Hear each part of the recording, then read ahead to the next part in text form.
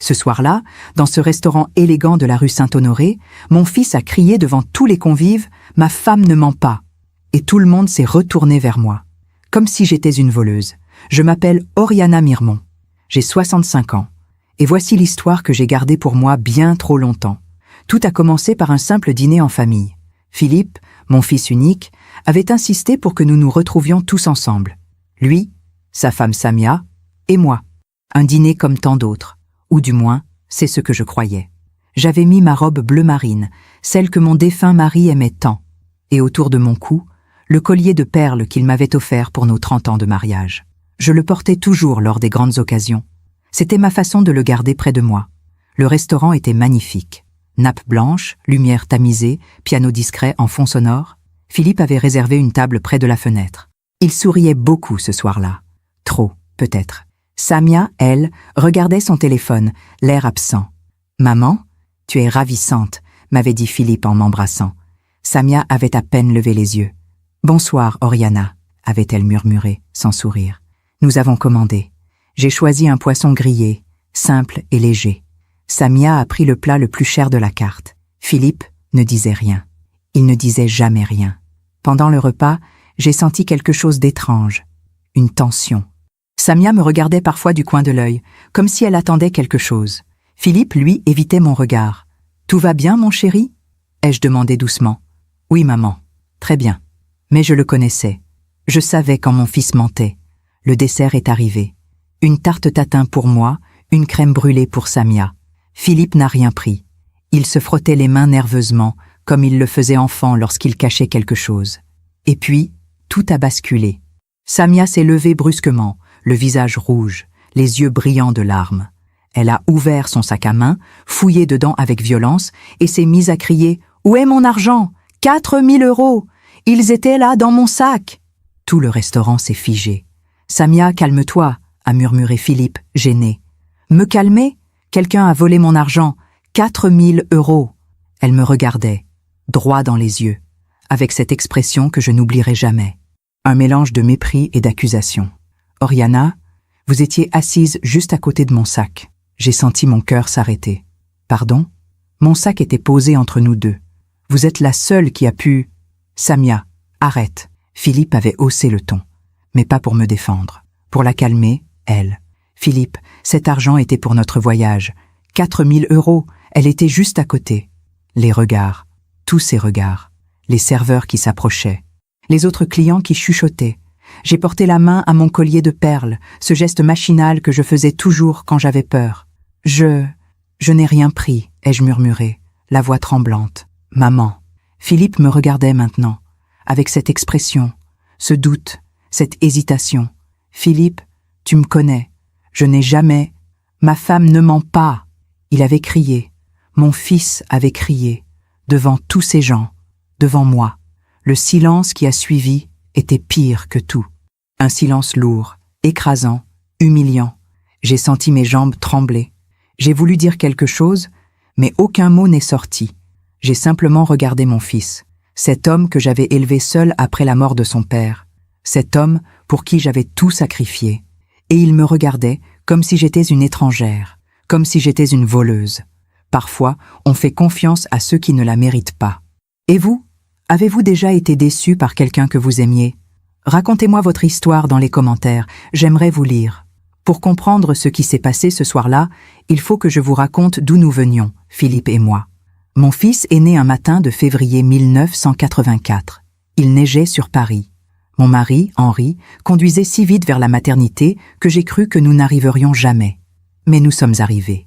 Et Philippe est né avec les premiers rayons du soleil. Un bébé parfait, aux yeux noisettes, aux petites mains qui cherchaient déjà les miennes. Henri l'a pris dans ses bras et m'a dit « Oriana, nous venons de créer quelque chose d'éternel. » Il avait raison. Mais il ne savait pas encore combien cette éternité serait courte pour lui. Philippe avait 12 ans quand Henri est parti. Un infarctus brutal, sans prévenir, sans laisser le temps de dire au revoir. Un matin, Henri était là, souriant, me préparant mon café. Le soir, il n'était plus. Philippe n'a pas pleuré aux funérailles. Il est resté debout, raide, serrant ma main si fort que j'ai cru qu'il allait la briser. Après la cérémonie, dans la voiture, il m'a simplement dit « Maman, je ne te laisserai jamais seule, jamais. Et pendant des années, il a tenu parole. Nous habitions un appartement bourgeois dans le 16e arrondissement. 4 pièces élégantes, haut plafond, parquet en chêne massif. Henri avait toujours eu bon goût. Chaque meuble, chaque tableau, chaque objet racontait une histoire. Le secrétaire en acajou où il rédigeait ses contrats. Le fauteuil Voltaire près de la fenêtre où il lisait le journal. Et dans notre chambre, sur la commode, le collier de perles qu'il m'avait offert pour nos 30 ans de mariage. Après sa mort, j'ai gardé tout exactement comme il l'avait laissé. Comme si Henri pouvait revenir à tout moment. Comme si le temps pouvait s'arrêter. Philippe étudiait alors à Sciences Po. Un garçon brillant, travailleur, respectueux. Il rentrait tous les soirs pour dîner avec moi. Nous parlions de tout, de ses cours, de ses projets, de ses rêves. Il voulait devenir avocat, comme son père. Il voulait me rendre fière. « Maman, un jour, je gagnerai assez pour que tu ne manques de rien, » me disait-il souvent. « Mon chéri, je ne manque de rien. Tu es là. C'est tout ce qui compte. » Il souriait. Ce sourire doux et sincère qui me rappelait tellement Henri. Les dimanches, nous allions au marché ensemble. Philippe portait les sacs, même les plus lourds. Il insistait toujours pour payer les courses avec l'argent de ses petits boulots. « Laisse-moi faire, maman. Papa aurait voulu que je prenne soin de toi. » Je le laissais faire, parce que ça le rendait heureux, parce que ça lui donnait l'impression d'honorer la mémoire de son père. Nous rentrions à pied, même quand il pleuvait. Philippe me racontait ses journées, ses amis, ses professeurs. Il me parlait de tout. Enfin, presque tout. Il ne m'a jamais parlé d'elle. Pas au début. Samia est apparue dans sa vie comme une ombre, discrète, presque invisible. Philippe avait alors 28 ans. Il finissait son master en droit.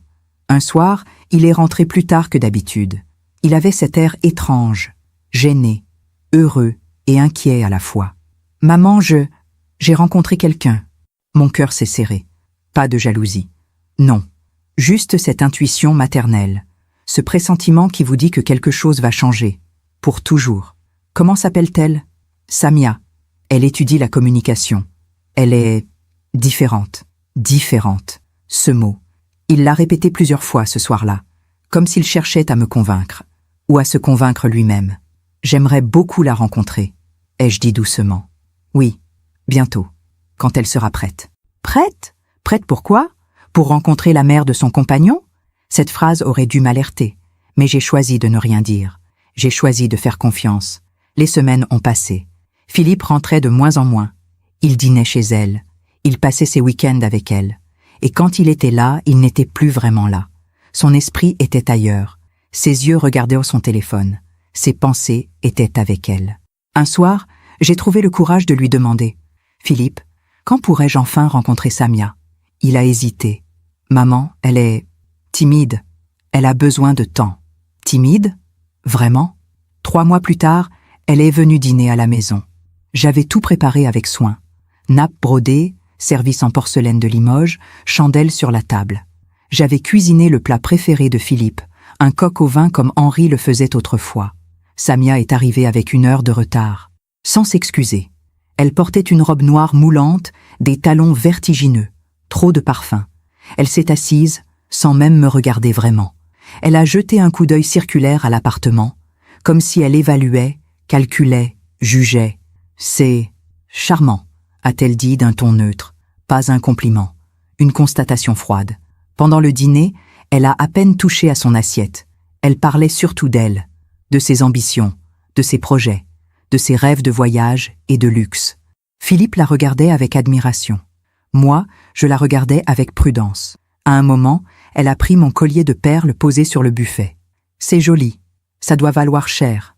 C'était un cadeau de mon mari. » Ah, elle l'a reposé sans délicatesse, comme si c'était sans importance. Après son départ, j'ai demandé à Philippe « Elle te rend heureux ?»« Oui, maman, très heureux. Alors je suis heureuse pour toi. » Mais je mentais. Pour la première fois depuis la mort d'Henri, je mentais à mon fils. Parce que je savais. Au fond de moi, je savais déjà. Cette femme n'était pas venue chercher l'amour. Elle était venue chercher autre chose. Pendant que je raconte tout cela, je me demande d'où vous m'écoutez. Écrivez le nom de votre ville en commentaire. 6 mois après ce premier dîner, Philippe m'a annoncé qu'il allait emménager avec Samia. Nous étions assis dans le salon, ce dimanche après-midi de juin. La lumière dorée du soleil traversait les rideaux de dentelle. J'étais en train de repriser une nappe ancienne, un geste que ma propre mère m'avait appris. Philippe buvait son thé, silencieux, le regard fixé sur sa tasse. « Maman, il faut que je te parle. » J'ai posé mon aiguille, j'ai senti mon cœur se serrer. Quand un fils commence par ces mots, une mère sait toujours que quelque chose va changer. Je t'écoute, mon chéri. Samia et moi, nous avons trouvé un appartement, dans le 11e. Je vais partir. Ce mot a résonné dans la pièce comme une cloche funèbre. Bien sûr, je savais que ce jour viendrait. Tous les enfants finissent par quitter leur mère. C'est l'ordre naturel des choses. Mais savoir et accepter sont deux choses différentes. Je vois, ai-je simplement répondu. Tu n'es pas fâché? Fâché? Non, mon chéri. Tu es un homme maintenant. C'est normal que tu construises ta vie. Il m'a souri, soulagé. Merci, maman. Tu seras toujours la bienvenue chez nous. Toujours, toujours. Encore un mot qui ne veut rien dire quand il est prononcé trop vite. Philippe a quitté l'appartement un samedi matin de juillet. Samia n'est même pas venue l'aider à déménager. Elle travaille, avait-il expliqué. Travaillait-elle vraiment? Je n'ai jamais su. J'ai aidé mon fils à emballer ses affaires, ses livres, ses vêtements, ses souvenirs d'enfance. À chaque objet que je rangeais dans un carton, c'était un morceau de notre vie ensemble qui disparaissait. Sa collection de soldats de plomb que Henri lui offrait à chaque anniversaire, ses diplômes encadrés. La photo de nous trois, prise à Deauville, l'été avant la mort d'Henri. « Tu veux l'emporter » ai-je demandé en lui montrant la photo. Il a hésité. « Non, garde-la ici, maman. Ça me fait plaisir de savoir qu'elle reste avec toi. » Mais je savais. Je savais que ce n'était pas pour me faire plaisir. C'était parce que Samia n'aurait pas voulu de cette photo chez eux. Parce que dans cette photo, j'existais. Et Samia n'aimait pas que j'existe. Les premiers mois, Philippe m'appelait tous les jours. Nous déjeunions ensemble une fois par semaine, toujours dans le même café de la rue de Passy, là où Henri nous emmenait autrefois. Philippe me racontait son nouveau travail dans un cabinet d'avocat. Samia, elle, cherchait encore, disait-il. Elle attend la bonne opportunité. La bonne opportunité. Combien de fois ai-je entendu cette expression? Puis, petit à petit, les appels se sont espacés. Une fois tous les 2 jours, puis une fois par semaine, puis presque jamais. Désolée, maman. Samia avait besoin de moi. Désolée, maman. Nous avons eu une soirée importante. Désolée, maman. Samia n'était pas bien. Samia. Toujours Samia. Un soir, j'ai appelé Philippe pour son anniversaire. 30 ans. Un chiffre rond. Important. J'avais préparé son gâteau préféré. Une forêt noire comme je la faisais chaque année depuis son enfance. Philippe, j'aimerais te voir ce soir. J'ai fait ton gâteau. Silence. Un long silence gêné. Maman, c'est gentil, mais Samia a organisé une fête, avec ses amis. Je ne peux pas... Je comprends. Peut-être demain? Oui, demain, promis. Il n'est jamais venu. Le lendemain, il a envoyé un message. Désolé, maman. Samia a besoin de moi. On se voit bientôt. Le gâteau est resté 3 jours sur le comptoir de la cuisine. Puis je l'ai jeté. Chaque bouchée jetée était un morceau de mon cœur qui partait avec. Quelques semaines plus tard, Philippe m'a invité à dîner chez eux. Samia insiste, avait-il dit. Samia insistait? Vraiment? Ou était-ce Philippe qui voulait me montrer qu'il n'avait pas oublié sa mère? Leur appartement était petit mais bien situé. Meubles modernes, décorations minimalistes, rien de personnel, aucune photo, aucun souvenir. Comme si Philippe n'avait jamais eu de vie avant Samia. Elle m'a accueilli avec un sourire froid. Oriana. Entrez. Pas belle-maman. Pas Madame Mirmont. Juste Oriana. Comme si j'étais une connaissance lointaine. Une invitée sans importance. Le dîner était commandé. Des sushis dans des barquettes en plastique. Rien de fait maison. Rien de préparé avec soin. Philippe semblait gêné. Samia n'a pas eu le temps de cuisiner. Samia n'a jamais eu le temps. Pour rien. Sauf pour elle-même. Pendant le repas, elle parlait. Beaucoup. De ses projets, de ses envies, de ses frustrations. Philippe l'écoutait, attentif, comme un élève devant son professeur. Moi, j'étais transparente, invisible. À un moment, j'ai osé poser une question. « Philippe, comment va ton travail au cabinet ?»« Ça va, beaucoup de dossiers. Tu aimes ce que tu fais ?» Samia a coupé. « Il travaille trop, tout le temps. Je ne le vois jamais. » Philippe a baissé les yeux, comme un enfant pris en faute. Mais c'est pour nous, Samia, pour notre avenir. Oui, oui, notre avenir. Elle avait dit ça d'un ton agacé, presque méprisant. J'ai senti une boule dans ma gorge. Mon fils, cet homme brillant, ce garçon plein de rêves, était en train de devenir une ombre qui travaillait, payait, obéissait. En partant ce soir-là, j'ai embrassé Philippe sur le seuil. Tu me manques, mon chéri. Toi aussi, maman. Mais il n'a rien ajouté. Aucune promesse. Aucun engagement. Juste ces 3 mots vides, prononcés par habitude, par politesse. Samia est restée à l'intérieur. Elle n'a même pas dit au revoir. Les mois suivants, j'ai essayé de garder le contact. Des appels, des messages, des invitations à déjeuner. Philippe répondait toujours avec retard, toujours avec des excuses. Désolé, maman. Samia et moi avons prévu quelque chose. Désolé, maman. Samia n'est pas d'humeur. Désolé, maman. Désolé. Ce mot était devenu son unique réponse. Puis est arrivé Noël. Notre premier Noël séparé depuis la mort d'Henri. J'avais décoré l'appartement comme autrefois. Guirlandes au sapin, bougies parfumées, table dressée pour 3. Parce que j'espérais encore. J'espérais que Philippe viendrait, qu'il se souviendrait de nos traditions, de nos rires, de nos soirées près du feu de cheminée, quand il était petit et qu'Henri lisait des contes en imitant des voix ridicules. Le 24 décembre, en fin d'après-midi, Philippe a appelé. « Maman, je suis désolé, nous ne pourrons pas venir ce soir. » Pourquoi ? Samia veut qu'on passe Noël avec ses parents, en Normandie. Mais, Philippe, nous avons toujours fêté Noël ensemble. Je sais, maman. Mais Samia, elle insiste. Ses parents sont importants pour elle. Tu comprends ? Non, je ne comprenais pas. Ou plutôt, je comprenais trop bien. Et moi ? Je suis importante pour toi. Silence. Maman, ne dis pas ça. Bien sûr que tu es importante. Mais je ne peux pas décevoir Samia. Pas maintenant. Elle traverse une période difficile.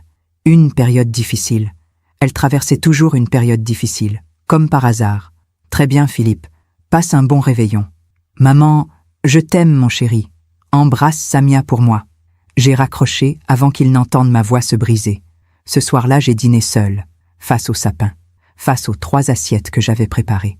J'ai porté mon collier de perles, celui qu'Henri m'avait offert, et j'ai pleuré.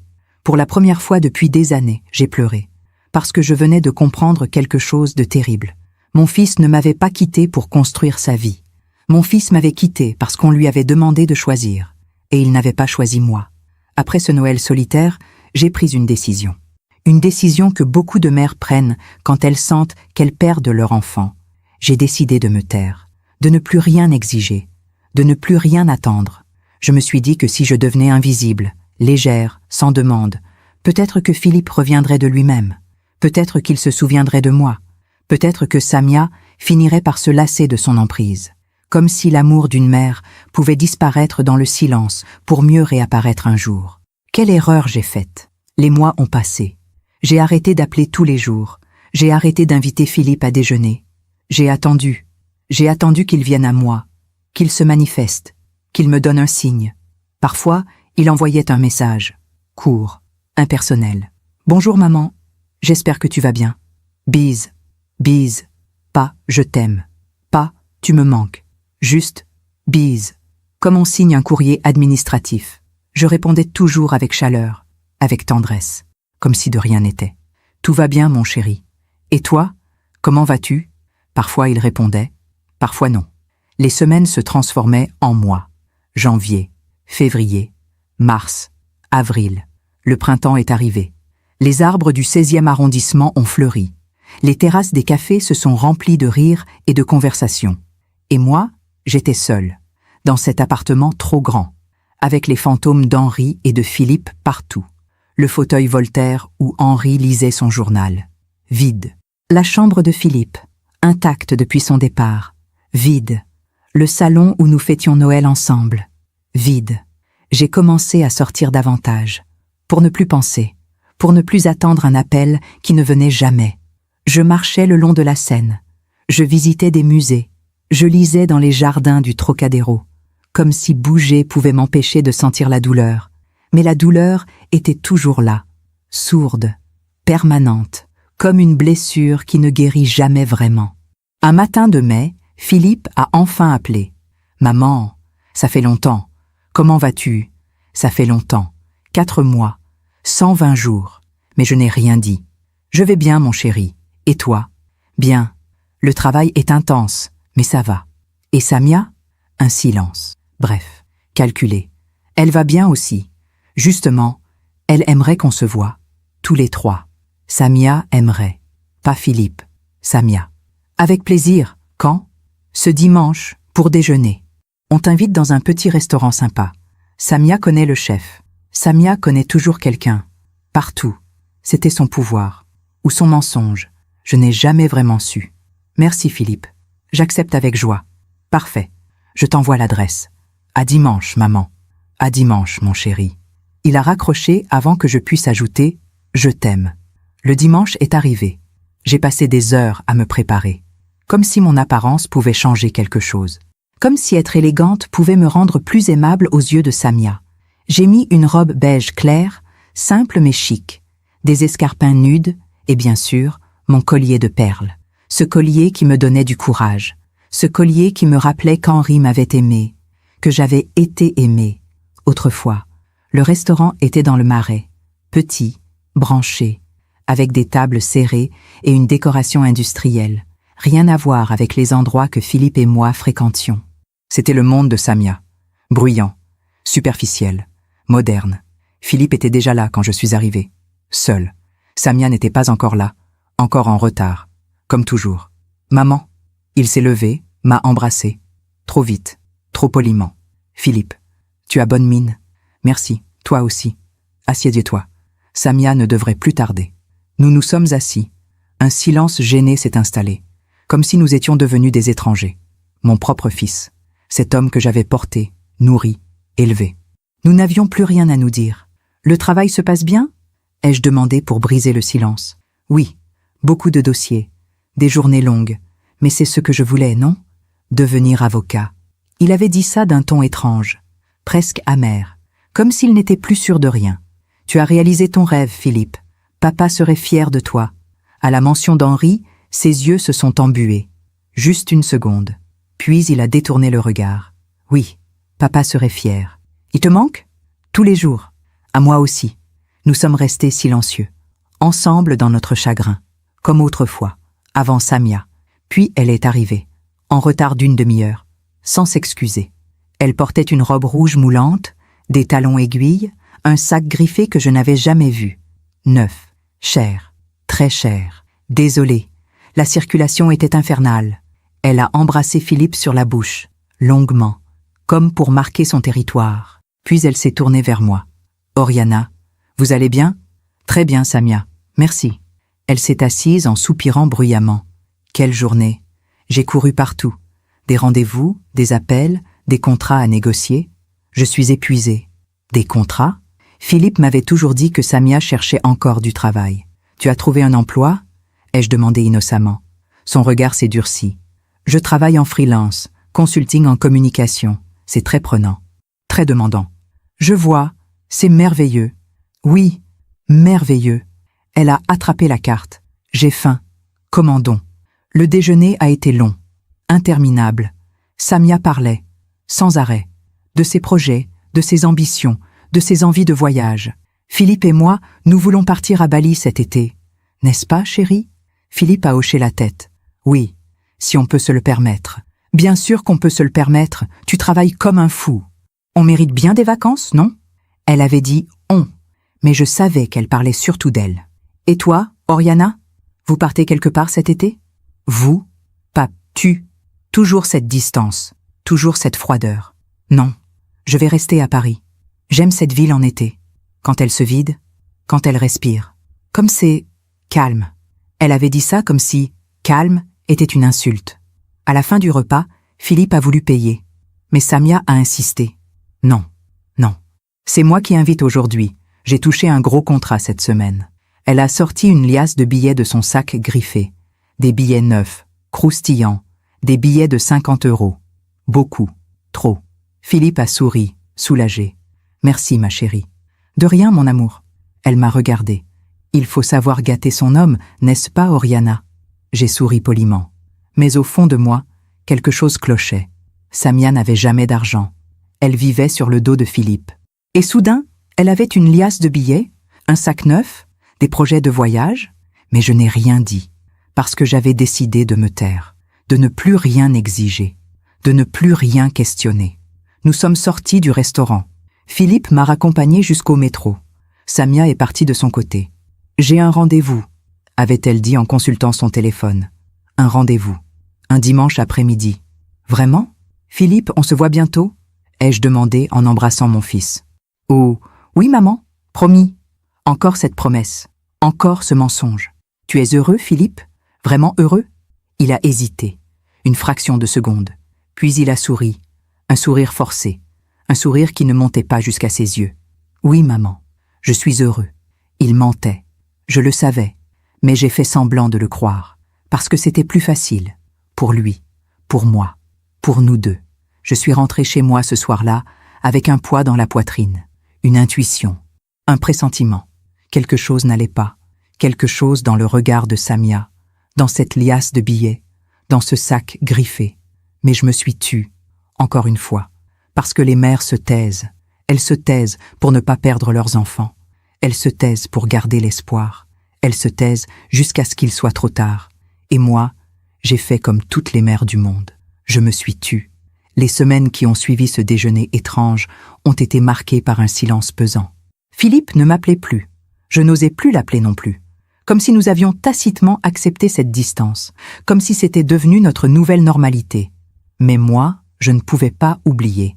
Cette liasse de billets, ce sac griffé, ce regard fuyant de Samia quand j'avais posé des questions innocentes. Tout cela tournait dans ma tête, sans repos, sans réponse. Un soir de juin, alors que je rangeais de vieilles factures dans le secrétaire en acajou d'Henri, je suis tombée sur un carnet.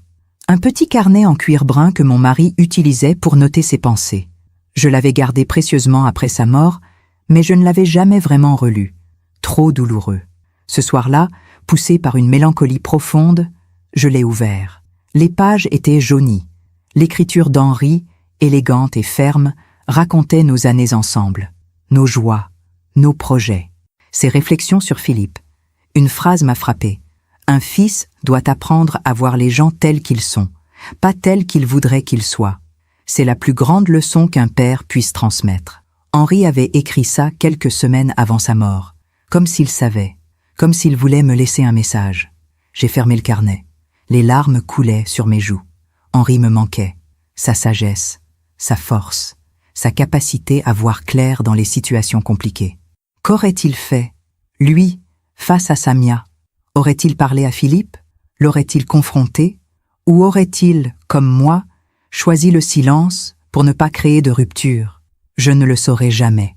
Quelques jours plus tard, alors que je faisais mes courses au marché de Passy, j'ai croisé Madeleine, une vieille amie de la famille. Nous nous connaissions depuis des décennies. Nos maris travaillaient ensemble autrefois. Nos fils avaient joué ensemble quand ils étaient petits. « Oriana, quelle surprise !» Elle m'a embrassée chaleureusement. « Madeleine, comment vas-tu ?»« Bien, bien. Et toi? Et Philippe ?»« Philippe va bien. Il travaille beaucoup. »« Ah oui, c'est vrai. Il est avocat maintenant. Et il s'est marié, non ?»« Marié ?» Mon cœur a fait un bond. « Non, pas encore. Il vit avec quelqu'un. Samia. »« Ah !» Madeleine a froncé les sourcils. J'avais cru comprendre. Enfin, peu importe. Mais dis-moi, tu la connais bien, cette Samia? Un peu. Pourquoi? Madeleine a jeté un coup d'œil autour d'elle, comme si elle craignait d'être entendue.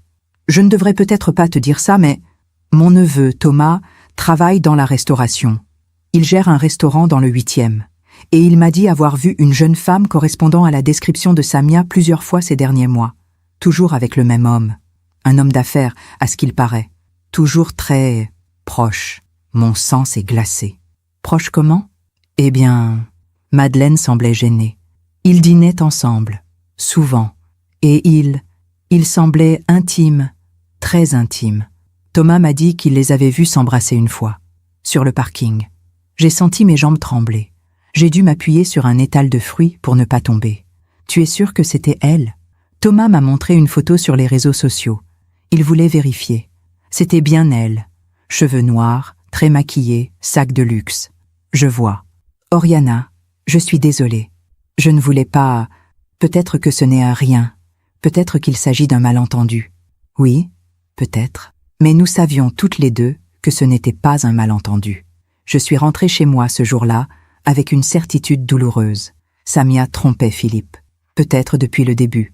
Peut-être depuis toujours. Mais que pouvais-je faire? Lui dire? Philippe me croirait-il? Ou penserait-il que j'inventais tout ça parce que je n'aimais pas Samia? Parce que j'étais jalouse?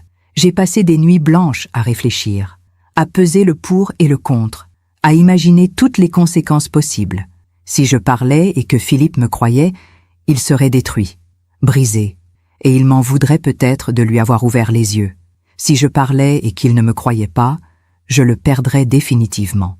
Il choisirait Samia, et je deviendrais la mère encombrante, la mère paranoïaque, la mère qu'on évite. Alors j'ai décidé d'attendre, de surveiller, de chercher des preuves, parce qu'on ne peut pas accuser quelqu'un sans preuve, surtout quand cette personne a déjà pris le contrôle de votre fils. Juillet est arrivé, Paris s'est vidé, les touristes ont envahi les rues, les Parisiens sont partis en vacances. Moi, je suis restée, comme toujours. Un après-midi étouffant, alors que je me promenais près du Trocadéro, j'ai reçu un appel de Philippe. « Maman », sa voix était étrange, tendue. « Philippe, tout va bien ?»« Oui. Enfin, je voulais te prévenir.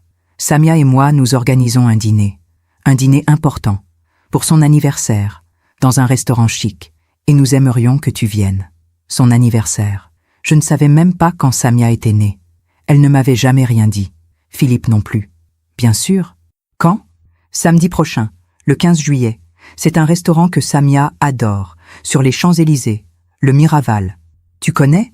Le Miraval, un restaurant hors de prix, étoilé. Le genre d'endroit où un simple dîner coûte plusieurs centaines d'euros par personne. Non, mais je serais ravie de venir. Parfait. On se retrouve là-bas à 20h. Sois à l'heure, d'accord? Samia, elle tient à ce que tout soit parfait. Samia tient toujours à ce que tout soit parfait. Pour elle. Je serai à l'heure, Philippe. Promis. Merci, maman. À samedi. Il a raccroché, sans me demander comment j'allais, sans me dire qu'il m'aimait, sans rien.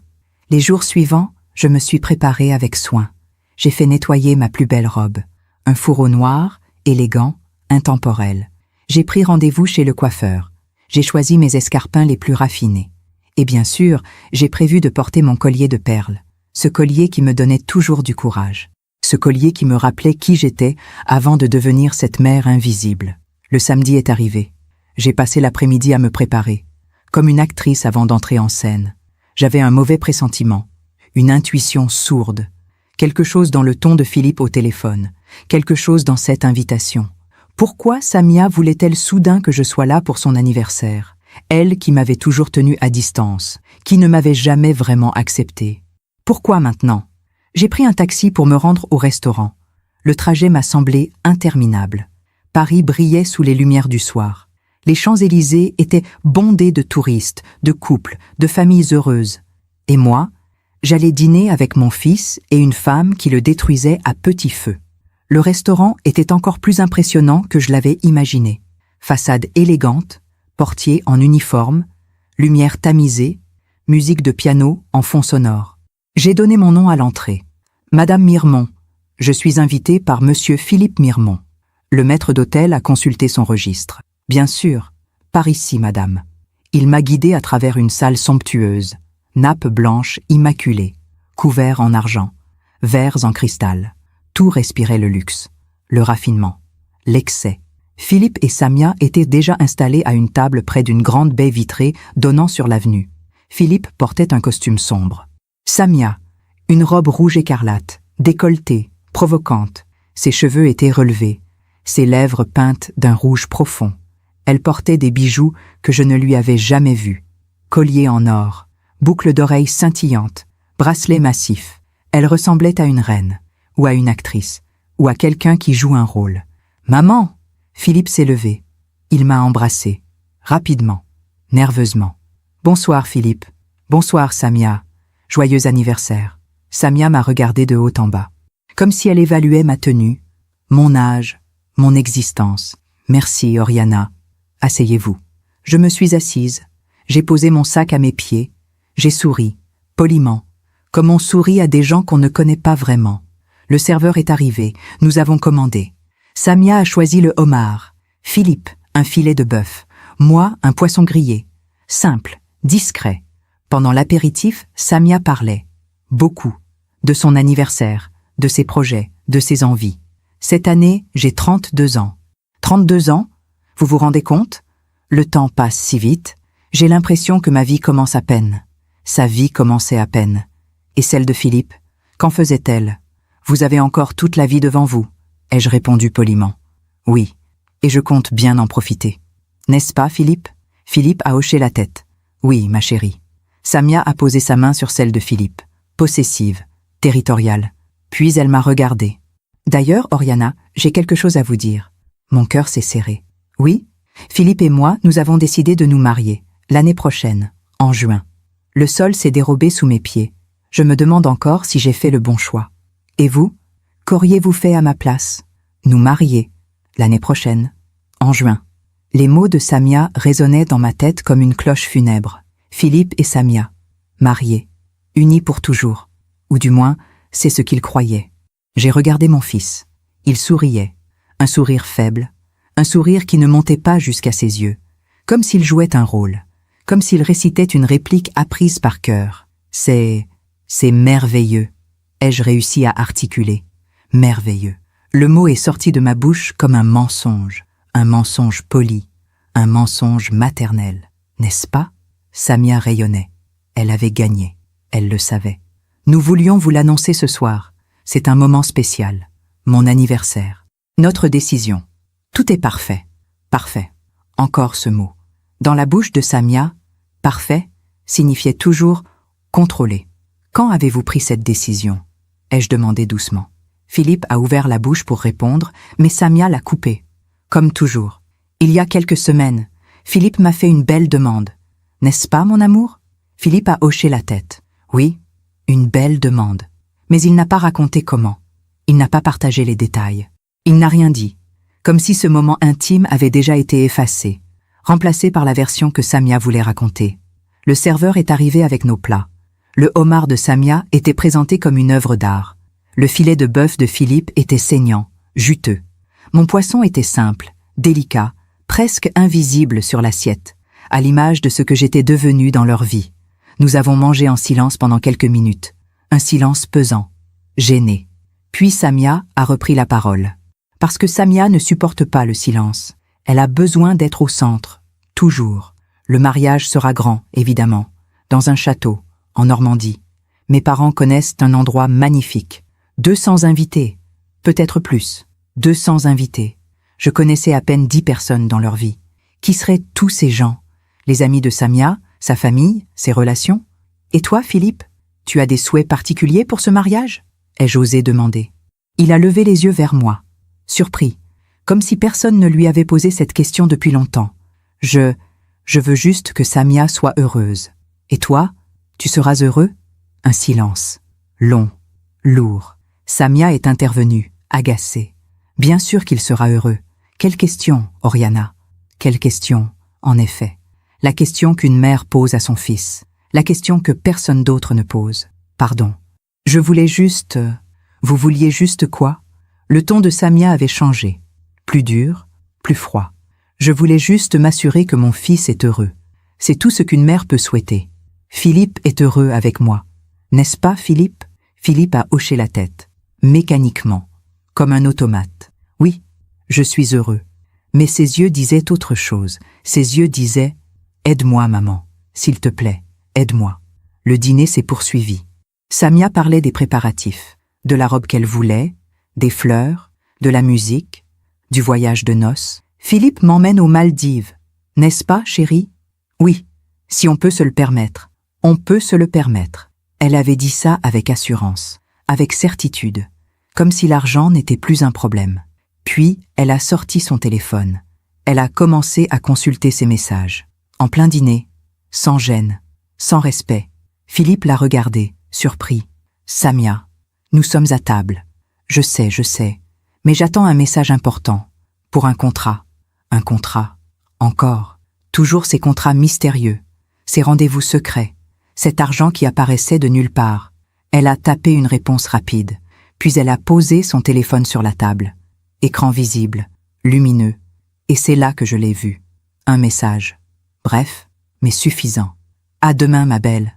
Même heure, même endroit. J. Qui était J? Mon cœur s'est mis à battre plus vite. J'ai détourné le regard, mais c'était trop tard. J'avais vu. Et je savais. Samia n'avait pas remarqué. Ou peut-être s'en fichait-elle. Elle a repris son téléphone et l'a glissé dans son sac. Ce sac griffé, noir, luxueux, posé entre elle et moi. Le dessert est arrivé. Une tarte tatin pour moi, une crème brûlée pour Samia. Philippe n'a rien pris. Il se frottait les mains nerveusement, comme il le faisait enfant, quand quelque chose n'allait pas. « Philippe, tu es sûr que tu ne veux rien ?» ai-je demandé. « Non, maman, je n'ai pas faim. Tu ne te sens pas bien ?»« Je vais bien, juste fatigué. » Bien sûr qu'il était fatigué. Fatigué de travailler sans relâche, fatigué de payer pour les caprices de Samia, fatigué de jouer un rôle qu'il n'avait jamais vraiment choisi. Samia a terminé sa crème brûlée en quelques bouchées, puis elle a commandé du champagne. Pour fêter nos fiançailles, le champagne est arrivé. Une bouteille hors de prix, Moët & Chandon, rosé, froid, pétillant. Le serveur a rempli nos coupes. Samia a levé la sienne. « À nous, à notre avenir, à l'amour !» Philippe a levé sa coupe, machinalement. Moi aussi. Mais je n'ai pas bu. Je ne pouvais pas. Pas quand je savais ce que je savais. Samia a vidé sa coupe d'un trait. Encore une. Elle riait. Trop fort. Trop longtemps. Philippe la regardait avec inquiétude. « Samia, ça va? Tu as beaucoup bu ce soir. »« Je vais très bien, c'est mon anniversaire. J'ai le droit de m'amuser, non ?» Elle a rempli sa coupe à nouveau. Et l'a vidée encore. Ses joues étaient rouges, ses yeux brillants. Elle était ivre, ou presque. C'est à ce moment-là que tout a basculé. Samia a voulu prendre son sac. Elle l'a ouvert brusquement, maladroitement, et tout son contenu s'est renversé sur la table. Son téléphone, son rouge à lèvres, ses clés, son portefeuille et une liasse de billets, une énorme liasse de billets. Des billets de 50 €, des billets de 100 €, neufs, propres, attachés par un élastique. Philippe est devenu pâle. « Samia, c'est quoi tout cet argent ? » C'est mon argent, de mes contrats. Combien il y a là-dedans ? Je ne sais pas. 3 000, 4 000, peut-être plus. 4 000 €, en liquide, dans son sac. Philippe la regardait, incrédule. « Mais pourquoi tu gardes autant d'argent en liquide ? » Parce que j'aime l'avoir sur moi. Au cas où. Au cas où quoi ? Philippe, arrête de me poser des questions. C'est mon anniversaire, tu gâches tout. Elle a commencé à ramasser frénétiquement ses affaires, nerveuse, paniquée presque. Mais j'ai remarqué quelque chose. Un détail, un tout petit détail. Parmi les billets, il y avait un bout de papier, un reçu, ou une note, avec une écriture manuscrite. Pour toi, ma belle, continue comme ça. J, encore ce J. Mon sang s'est glacé. Tout devenait clair, trop clair. Cet argent, ces bijoux, ces sacs, ces voyages, ces contrats mystérieux. Ce n'était pas du travail. C'était quelqu'un, un homme qui payait, un homme qui entretenait Samia pendant qu'elle vivait avec Philippe, un homme qu'elle embrassait, un homme qu'elle voyait en secret. Samia a fourré tout son argent dans son sac. Elle tremblait. « Bon, je vais aux toilettes, j'ai besoin d'air. » Elle s'est levée, chancelante. Elle a traversé la salle et a disparu dans le couloir menant aux toilettes. Philippe était figé, immobile, le regard vide. « Philippe, ne dis rien, maman, s'il te plaît. Ne dis rien. » Mais, je sais, sa voix était cassée, brisée. Je sais ce que tu penses. Philippe, cet argent. Je sais, maman. Il avait crié, presque, puis il a baissé la voix. Je sais, mais je ne peux pas l'accuser sans preuve. Elle va tout nier. Elle va dire que je suis parano, que je ne lui fais pas confiance. Mais tu as vu ce reçu, cette écriture? J'ai vu. Mais qu'est-ce que ça prouve? Rien de concret. Il avait raison. Et en même temps, il avait tort. Parce que parfois, la vérité n'a pas besoin de preuves. Elle se voit, elle se sent, elle se sait. Samia est revenue quelques minutes plus tard. Elle avait rafraîchi son maquillage, recomposé son visage. Elle souriait, comme si rien ne s'était passé. « Bon, On commande le café? Le café est arrivé. Nous l'avons bu en silence. Un silence lourd, écrasant. Chacun perdu dans ses pensées. Puis Samia a regardé sa montre. Il est tard. On devrait y aller. Philippe a demandé l'addition. Le serveur est venu avec la note. 340 €. Pour un dîner. Pour célébrer un mensonge. Philippe a sorti sa carte bancaire. Mais Samia l'a arrêté. Non, c'est moi qui paie. C'est mon anniversaire. Elle a ouvert son sac, a sorti sa liasse de billets. Et a compté. 50, 100, 150, 200, 250, 300, 350. Elle a laissé l'argent sur la table, sans même attendre la monnaie. « Gardez tout », a-t-elle dit au serveur. 10 € de pourboire. Généreuse, avec l'argent d'un autre homme. Nous sommes sortis du restaurant. L'air était doux. La nuit était tombée. Les Champs-Élysées brillaient de 1000 lumières. « Bon, merci d'être venu, Oriana », a dit Samia d'un ton sec. « Philippe va vous raccompagner à un taxi. Moi, je rentre. J'ai quelque chose à faire. Quelque chose à faire. » À 23 heures, le soir de son anniversaire, elle a embrassé Philippe rapidement. Sur la joue, pas sur la bouche. Puis elle est partie, dans la direction opposée, sans se retourner.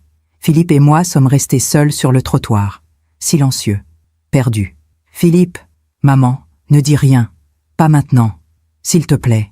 Mais pas maintenant. » Il m'a accompagné jusqu'à un taxi. Il a ouvert la portière. Je suis montée. « Philippe, je t'aime, quoi qu'il arrive. » « Moi aussi, maman. » Il a refermé la portière. Le taxi a démarré. Je me suis retournée. Philippe était toujours là, immobile, seul, sous les lumières de la ville. Et à ce moment-là, j'ai compris quelque chose de terrible. Mon fils savait, depuis le début, ou presque. Il savait que Samia le trompait, que Samia le mentait, que Samia le détruisait. Mais il avait choisi de fermer les yeux, parce qu'il avait peur de perdre, peur d'être seul, peur d'admettre qu'il s'était trompé. Et moi, que pouvais-je faire? Rien. Absolument rien. Les semaines qui ont suivi ce dîner désastreux ont été parmi les plus sombres de ma vie. Je n'arrivais pas à dormir. Je n'arrivais pas à manger. Je tournais en rond dans cet appartement trop grand, trop vide, hanté par les souvenirs d'une époque où mon fils m'appartenait encore. J'ai pensé 1000 fois à l'appeler, à lui dire ce que je savais, à lui montrer la vérité. Mais comment faire? Comment briser le cœur de son propre enfant? Comment lui dire que la femme qu'il s'apprêtait à épouser le trahissait sous ses yeux?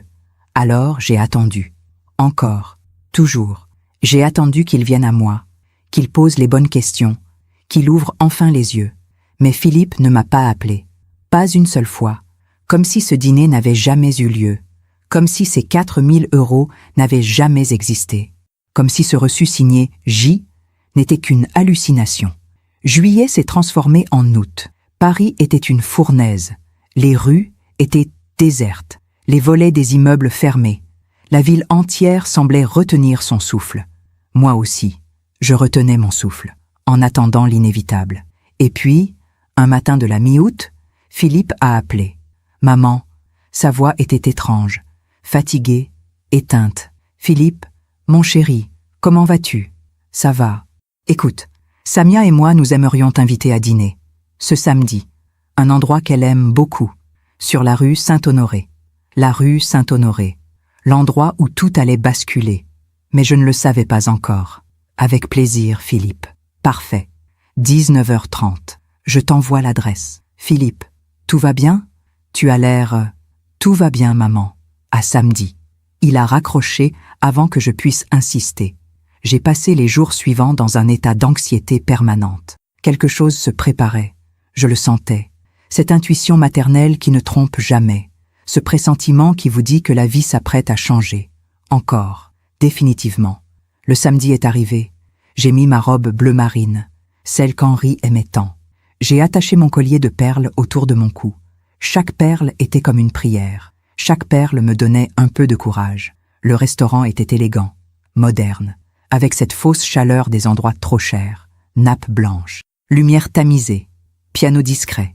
Philippe et Samia étaient déjà là, assis près d'une grande baie vitrée. Philippe portait une chemise blanche froissée, les traits tirés, les yeux cernés, comme s'il n'avait pas dormi depuis des semaines.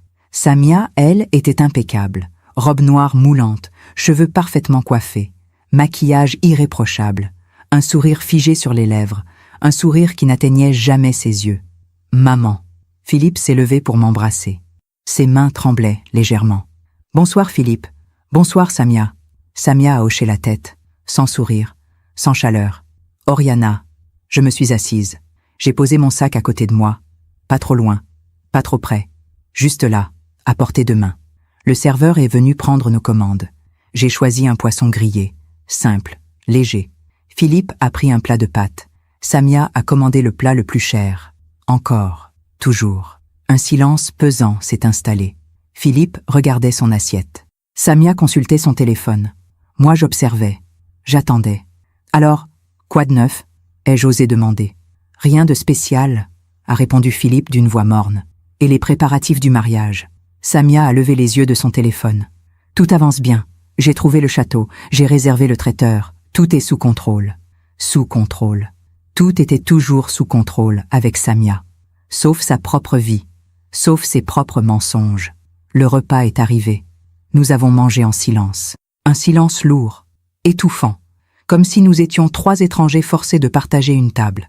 Philippe mangeait à peine. Il poussait ses pattes d'un côté à l'autre de son assiette, perdu dans ses pensées. Absent. Philippe, tu ne te sens pas bien? Ai-je demandé doucement. Si, juste, fatigué. Tu travailles trop. Il faut bien payer les factures. Il avait dit ça avec une pointe d'amertume. Samia l'a regardé, agacée. Oh, arrête avec ça. Tu es avocat. Tu gagnes bien ta vie. Je gagne bien ma vie, oui, mais tout part, tout le temps. Tout part où? Tu sais très bien où. Un silence glacial. Samia a reposé sa fourchette brutalement. Si tu as quelque chose à dire, Philippe, dis-le. Non, rien. Oublie. Mais je voyais la tension, la colère contenue, la frustration accumulée. Philippe était au bord de l'explosion. Le dessert est arrivé. Une tarte tatin pour moi. Une crème brûlée pour Samia. Philippe n'a rien pris. Et puis, tout a basculé.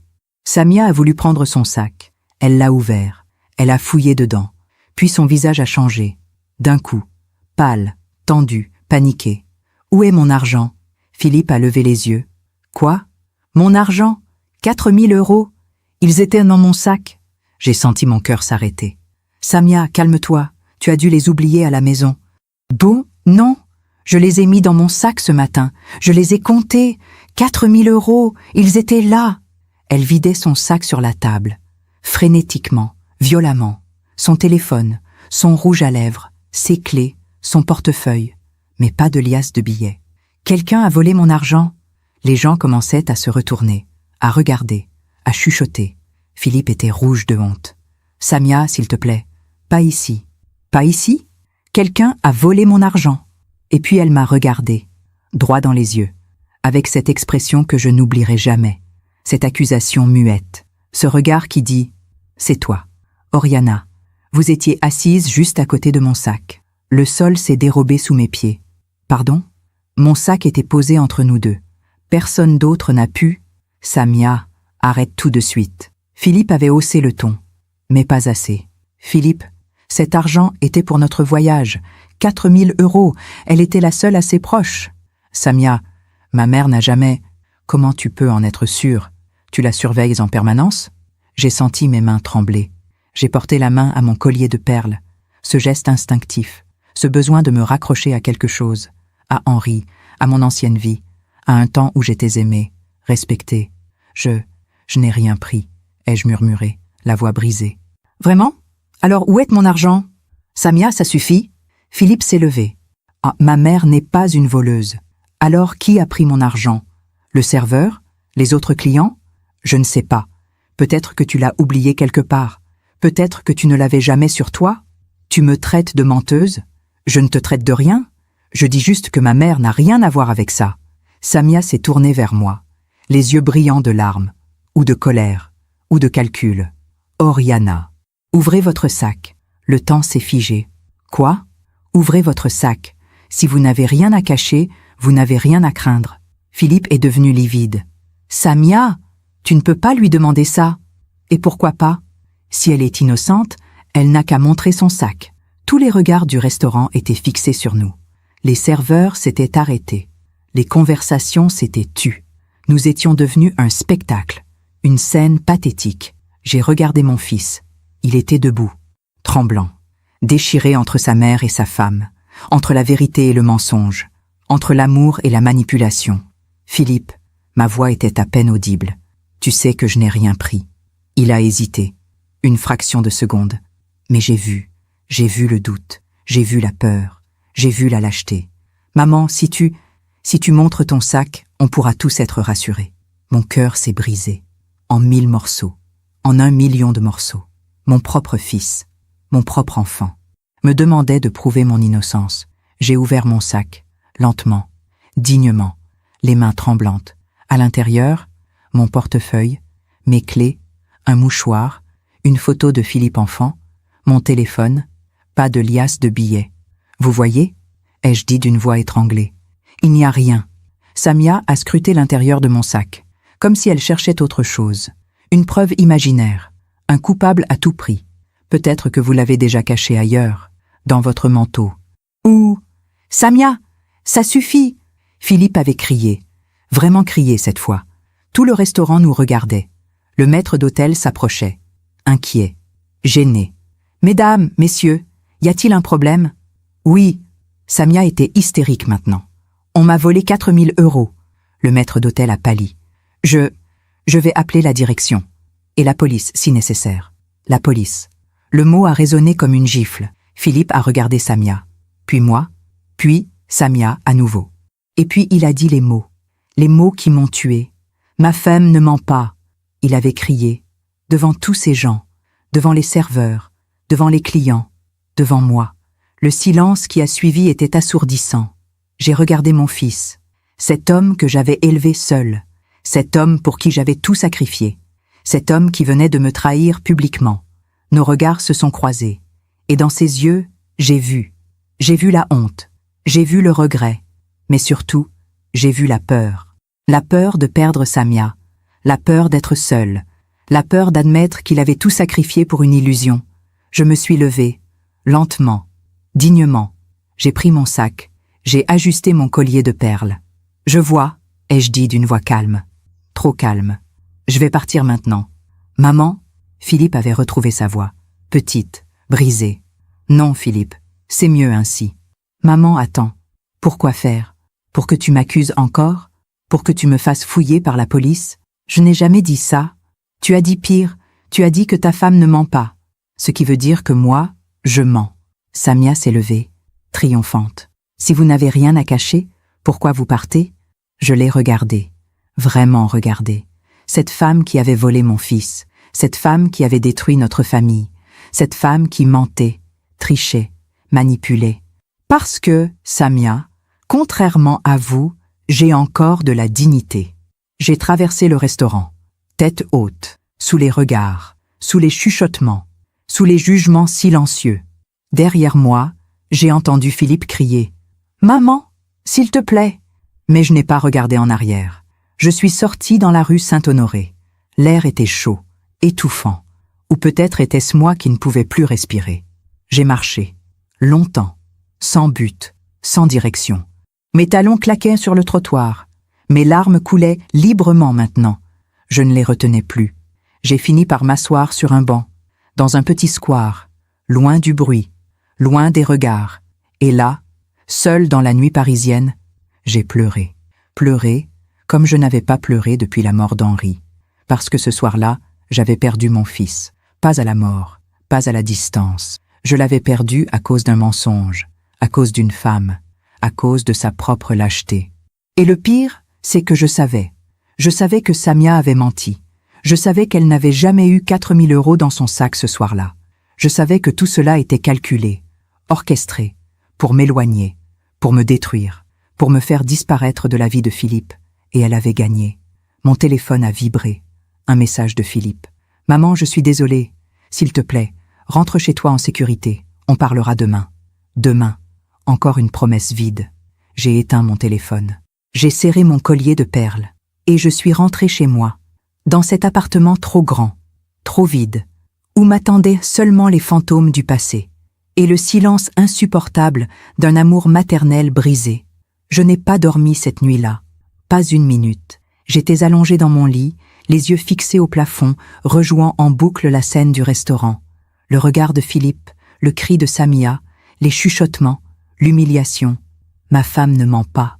Ces 4 mots tournaient dans ma tête comme un disque rayé. Encore et encore, sans fin. Vers 5 heures du matin, j'ai renoncé à l'idée de dormir. Je me suis levée, j'ai fait du café, un café fort, amer, comme ma vie était devenue. J'ai bu ma tasse debout devant la fenêtre, regardant Paris s'éveiller, les premières lueurs de l'aube, les rues encore vides, le ciel teinté de rose et de gris. Henri me manquait terriblement. Si seulement il avait été là, si seulement il avait pu me guider, me conseiller, me dire quoi faire. Mais Henri n'était plus là, et je devais affronter cela seul. Mon téléphone a vibré. Un message de Philippe. « Maman, il faut qu'on parle, s'il te plaît. Appelle-moi. » J'ai fixé l'écran longtemps, très longtemps. Mes doigts tremblaient au-dessus du clavier. Que lui dire? Que lui répondre? J'ai fini par écrire « Pas maintenant, Philippe. J'ai besoin de temps. » J'ai éteint mon téléphone. Je ne voulais plus parler, plus expliquer, plus me justifier. Les jours suivants ont été étranges, comme si le temps s'était arrêté. Je sortais peu. Je mangeais à peine. Je restais là, dans cet appartement, prisonnière de mes pensées. Philippe a essayé de m'appeler. Plusieurs fois. J'ai laissé sonner. Il a envoyé des messages. Je ne les ai pas lus. Puis, le mercredi suivant, quelque chose d'inattendu s'est produit. On a sonné à ma porte, en milieu d'après-midi. Je n'attendais personne. J'ai regardé par le Judas. C'était un jeune homme, la vingtaine, élégant, nerveux. « Madame Mirmont ? Oui, je m'appelle Lucas, Lucas Ferrand. Je travaille au restaurant où vous avez dîné samedi dernier, le Miraval. » Mon cœur s'est serré. Pourquoi un employé du restaurant venait-il chez moi? Je peux entrer? C'est important. J'ai hésité. Puis j'ai ouvert. Lucas est entré, mal à l'aise, tenant une casquette entre ses mains. « Madame, je suis désolé de venir chez vous comme ça, mais je devais vous parler. Je suis serveur au Miraval. J'étais là samedi soir. J'ai tout vu. » Tout vu?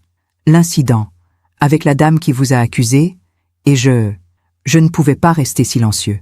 Ce n'est pas juste. Il semblait sincère, troublé même. « Asseyez-vous, Lucas. Voulez-vous un café? »« Non, merci. Je ne vais pas rester longtemps. Je dois retourner travailler. Mais il fallait que je vous dise. » Il s'est assis sur le bord du canapé, nerveux, les mains jointes. « Madame Mirmont, ce soir-là, j'étais le serveur de votre table. J'ai servi vos plats. J'ai vu tout ce qui s'est passé. Et je dois vous dire quelque chose. » « Quoi donc? » « Cette femme, Samia, elle ment. » Mon cœur s'est accéléré. « Comment le savez-vous? » « Parce que je l'ai vue, avant que vous n'arriviez. Elle était au restaurant, seule. Enfin, pas vraiment seule. Que voulez-vous dire? » Lucas a pris une grande inspiration. « Elle était avec un homme, pas votre fils, un autre homme, plus âgé, cheveux gris, costume coûteux. Ils se sont assis au bar, ils ont bu du champagne. Et puis, ils sont sortis ensemble, sur le parking. J'étais en train de fumer ma pause. Je les ai vus. Vous les avez vus faire quoi? Elle lui a donné quelque chose, une enveloppe, ou peut-être un sac, je ne suis pas sûre. Et lui, il lui a donné quelque chose en retour, de l'argent, je pense, une liasse de billets. Et puis, il s'est arrêté, gêné. Et puis, ils se sont embrassés. Pas un baiser innocent, un vrai baiser, long, passionné.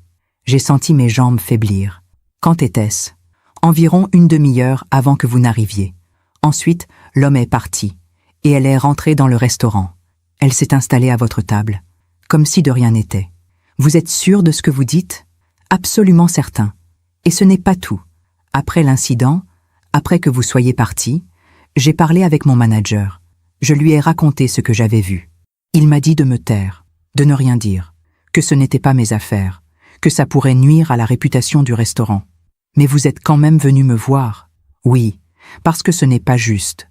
Vous avez été humilié publiquement, accusé de vol, alors que cette femme, elle joue un jeu cruel. Pourquoi faites-vous ça, Lucas? Vous ne me connaissez pas. Il a baissé les yeux. Ma mère, elle a 63 ans. Elle vit seule depuis que mon père est mort. Et parfois, Quand je la vois, je vois la solitude dans ses yeux, la tristesse. Samedi soir, quand vous êtes sorti du restaurant, j'ai vu la même chose dans vos yeux. Et je me suis dit que si quelqu'un faisait ça à ma mère, j'aimerais que quelqu'un lui dise la vérité. Les larmes me sont montées aux yeux. Merci, Lucas. Merci d'être venu. Il y a autre chose, madame. Quoi? Le restaurant a des caméras de surveillance. Dans la salle, au bar, sur le parking. Tout est enregistré. Si vous voulez, si vous avez besoin de preuves, elles existent. Des preuves, des vraies preuves. Pas des suppositions, pas des intuitions. Des images, des faits. Comment puis-je accéder à ces enregistrements? Officiellement, vous ne pouvez pas. Seul le manager y a accès. Et la police, en cas d'enquête. Mais je connais quelqu'un, un technicien, qui pourrait peut-être récupérer quelque chose, discrètement. Si vous êtes d'accord, j'ai réfléchi. Est-ce que je voulais vraiment voir ces images? Est-ce que je voulais vraiment la preuve de la trahison de Samia? Oui, je le voulais. Pas pour moi. Pour Philippe. Pour qu'il voie. Pour qu'il sache. Pour qu'il arrête de vivre dans le mensonge. Oui, je suis d'accord. Lucas a hoché la tête. Je vais voir ce que je peux faire. Je vous recontacte. Il s'est levé. Il allait partir. Puis il s'est retourné. Madame Mirmont, je ne sais pas ce qui va se passer après ça. Mais je voulais vous dire, vous n'avez rien à vous reprocher. Vous êtes une bonne mère. Votre fils a de la chance de vous avoir. Même s'il ne le sait pas encore. Il est parti. La porte s'est refermée. Je suis resté debout dans l'entrée, le cœur battant, l'esprit en ébullition. Enfin, quelqu'un disait la vérité. Enfin, quelqu'un voyait à travers le masque de Samia. 3 jours plus tard, Lucas m'a rappelé. Madame Mirmont, je l'ai. Quoi? L'enregistrement. Mon ami a pu récupérer les images du samedi soir. Le bar, le parking, tout. Mon cœur s'est emballé. Comment puis-je les voir? Je peux vous les apporter. Demain, si vous êtes d'accord. Oui, venez demain. Le lendemain, Lucas est revenu. Avec une clé USB. Petite, noire, contenant la vérité. Nous nous sommes assis devant mon ordinateur. Lucas a inséré la clé. Les fichiers vidéo se sont affichés. Vous êtes prête? M'a-t-il demandé. Oui. Il a lancé la première vidéo. Le bar du restaurant. Samia apparaissait à l'écran. En robe noire, maquillée, souriante. Elle s'est assise au bar. Quelques minutes plus tard, un homme l'a rejointe. Cheveux gris, la cinquantaine, costume Armani, montre Rolex. L'allure d'un homme d'affaires prospère. Ils ont commandé du champagne. Ils ont parlé. Ils riaient. Ils se touchaient. La main sur le bras, la main sur la cuisse. Des gestes intimes, familiers. C'est lui, a dit Lucas. L'homme que j'ai vu. Puis la vidéo s'est arrêtée. Lucas a lancé la deuxième. Le parking. Vue de nuit. Granuleuse mais claire. Samia et l'homme sortèrent du restaurant. Main dans la main. Ils se sont arrêtés près d'une Mercedes noire. L'homme a sorti quelque chose de sa poche. Une enveloppe épaisse, blanche. Il l'a tendue à Samia. Elle l'a ouverte. À l'intérieur des billets. Beaucoup de billets. Elle a souri. Elle l'a embrassé. Sur la bouche. Longuement. Passionnément. Puis l'homme est monté dans sa Mercedes. Il est parti. Samia est restée là. Elle a compté les billets. Puis elle les a mis dans son sac. Ce sac griffé. Ce sac que je connaissais bien. Le même sac qu'elle avait au restaurant. Le même sac d'où les 4 000 € avaient soi-disant disparu. Vous voyez, a dit Lucas. Elle avait l'argent avant votre arrivée. Elle l'a reçu de cet homme. Et ensuite, elle a prétendu qu'on le lui avait volé. J'étais sous le choc. Pas surprise, mais sous le choc quand même. Voir la vérité en images, en mouvement, en couleur.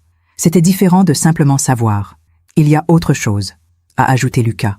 Il a lancé une 3e vidéo. La salle du restaurant. Notre table. Vue d'en haut. On nous voyait arriver. Philippe. Samia. Moi. On nous voyait nous asseoir. Commander. Manger. Et puis, à un moment précis, Samia s'est levée. Elle est allée aux toilettes. La caméra la suivait. Elle a traversé la salle. Mais au lieu d'aller directement aux toilettes, elle s'est arrêtée, près d'une colonne, hors de vue de notre table. Elle a ouvert son sac. Elle a sorti la liasse de billets. Elle l'a regardée. Puis, elle l'a mise dans son manteau. Le manteau qu'elle avait laissé au vestiaire en arrivant. Elle a caché l'argent elle-même, a murmuré Lucas, avant de revenir à table, avant de faire son cinéma. C'était prémédité, calculé, cruel.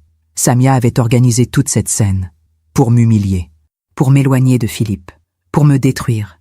Et Philippe avait choisi de la croire. « Madame Mirmont, qu'allez-vous faire maintenant ?» a demandé Lucas. J'ai fermé l'ordinateur. J'ai pris la clé USB. Je l'ai serrée dans ma main. Cette petite clé, ce petit objet qui contenait la vérité. Je vais montrer ça à mon fils. Vous pensez qu'il vous croira? Je ne sais pas. Mais au moins, il saura. Il ne pourra plus dire qu'il ne savait pas. Lucas s'est levé. « Bon courage, madame. Vous êtes une femme courageuse. » « Non, Lucas. Je suis juste une mère qui refuse d'abandonner son fils. » Après son départ, je suis restée longtemps assise dans le salon. La clé USB posée devant moi sur la table basse, à côté du carnet d'Henri, à côté de mon collier de perles, tous ces objets, tous ces symboles, le passé, le présent, la vérité. J'ai pris mon téléphone, j'ai composé le numéro de Philippe.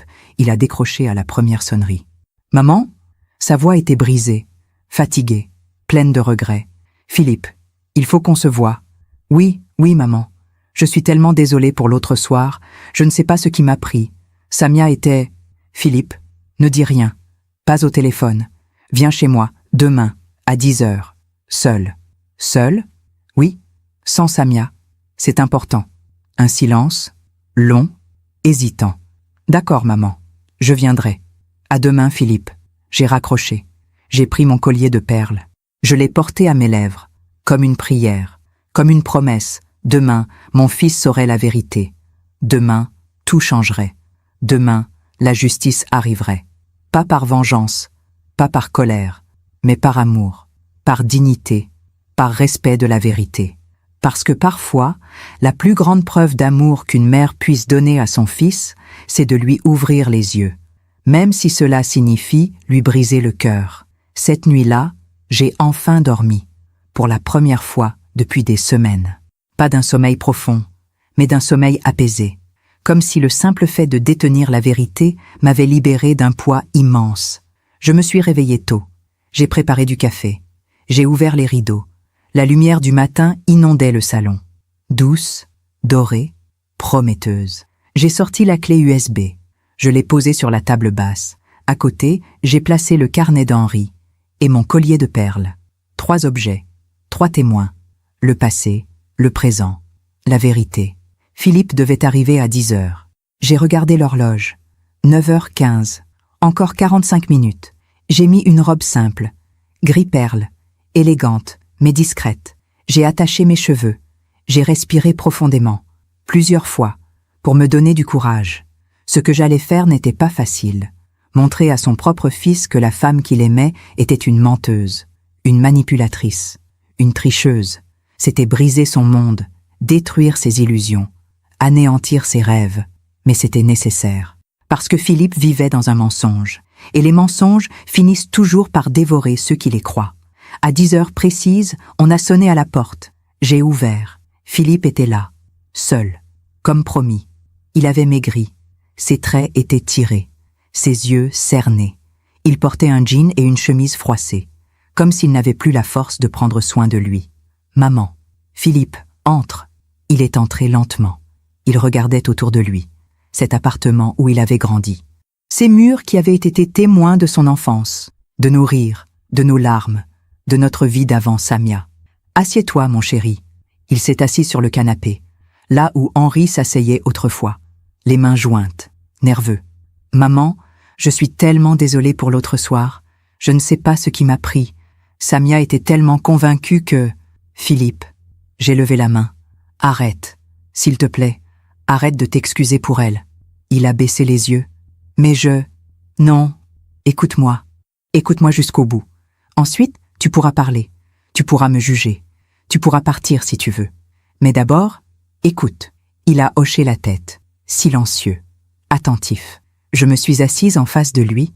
J'ai pris une grande inspiration. « Philippe, il y a des choses que tu dois savoir. Des choses que j'ai découvertes, pas par jalousie, pas par méchanceté, mais parce que la vérité a fini par émerger. La vérité sur quoi? Sur Samia, sur ce qu'elle fait vraiment, sur ce qu'elle est vraiment. Son visage s'est fermé. « Maman, si c'est encore pour dire du mal de Samia, je ne dis pas du mal. Je te montre la réalité. J'ai pris la clé USB, je l'ai tenue devant lui. Il y a quelques jours, un jeune homme est venu me voir. Lucas, un serveur du restaurant où nous avons dîné. Il était là ce soir-là. Il a tout vu. Et il m'a apporté quelque chose. Philippe fixait la clé USB, méfiant, inquiet. Qu'est-ce que c'est? Des enregistrements, des caméras de surveillance du restaurant. Pourquoi un serveur t'apporterait ça? Parce qu'il a une conscience, parce qu'il ne supportait pas de voir une femme innocente être humiliée publiquement, parce qu'il sait ce qui s'est vraiment passé ce soir-là. Philippe s'est levé, agité. « Maman, je ne veux pas voir ça, peu importe ce qu'il y a sur cette clé. Si, tu vas regarder, parce que tu mérites de connaître la vérité, même si elle fait mal. » J'ai allumé mon ordinateur, j'ai inséré la clé USB. Philippe restait debout, les bras croisés, défensif. « Assieds-toi, Philippe. »« Non, Philippe, s'il te plaît. » Il a fini par s'asseoir, à côté de moi, tendu, le regard fixé sur l'écran. J'ai lancé la première vidéo, le bar du restaurant. Samia apparaissait, seule, puis l'homme aux cheveux gris, le champagne, les rires, les gestes intimes. Philippe ne disait rien, mais je voyais. Je voyais ses mâchoires se serrer, ses poings se fermer, ses yeux se remplir d'une douleur sourde. « Qui est cet homme ?» a-t-il murmuré. « Je ne sais pas, mais regarde la suite. » J'ai lancé la deuxième vidéo, le parking, l'enveloppe, l'argent, le baiser. Philippe a porté sa main à sa bouche, comme pour retenir un cri, ou un sanglot. Non, non, ce n'est pas possible. Si, Philippe, c'est possible, et c'est réel. Mais pourquoi? Pourquoi ferait-elle ça? Parce qu'elle te ment, depuis le début, ou presque. J'ai lancé la troisième vidéo, Samia cachant l'argent dans son manteau, avant de revenir à table, avant de faire son numéro.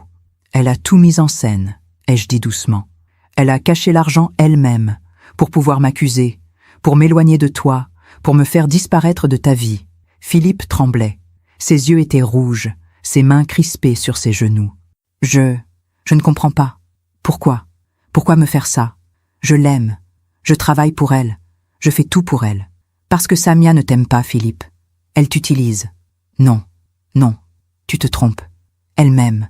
Elle me l'a dit. Des centaines de fois. Les mots sont faciles, mon chéri. Ce sont les actes qui comptent. Et ces actes te trahissent. Il s'est levé. Il marchait de long en large, les mains dans les cheveux, perdu, brisé. Et cet homme? Qui est-il? Je ne sais pas. Peut-être un client, peut-être un amant, peut-être les deux. Mais ce qui est sûr, c'est qu'il la paie. La paie pourquoi? J'ai hésité. Puis j'ai dit la vérité. La dure vérité. Pour sa compagnie, pour son attention, pour ce qu'elle lui donne. Philippe a fermé les yeux. Non, non, tu insinues que... Je n'insinue rien. Je te montre ce qui est. Il est resté silencieux longtemps, très longtemps, debout devant la fenêtre. Le dos tourné, les épaules affaissées. Puis, d'une voix brisée, il a demandé « Depuis combien de temps, tu sais ?» Je me doutais de quelque chose depuis des mois. Mais ces preuves, je les ai depuis quelques jours seulement. Et tu ne m'as rien dit avant?